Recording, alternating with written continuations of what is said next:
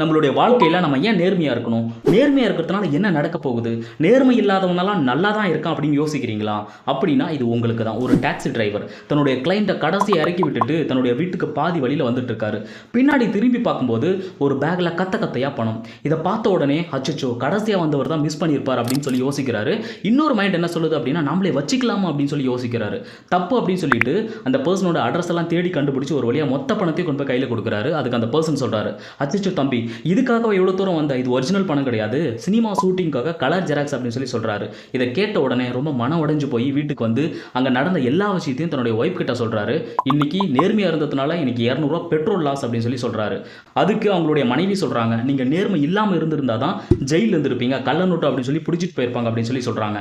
சில நேரத்தில் நம்மளுடைய நேர்மை எல்லாம் பார்த்தீங்க அப்படின்னா முட்டாள்தனமாக தான் தெரியும். பட் அந்த நேர்மை அப்படிங்கிறது நம்ம நடந்து போகும்போது துபுற ஒரு விதை மாதிரி. அப்போ தெரியாது, பின்னாடிக்கு தான் தெரியும். நம்ம நேர்மை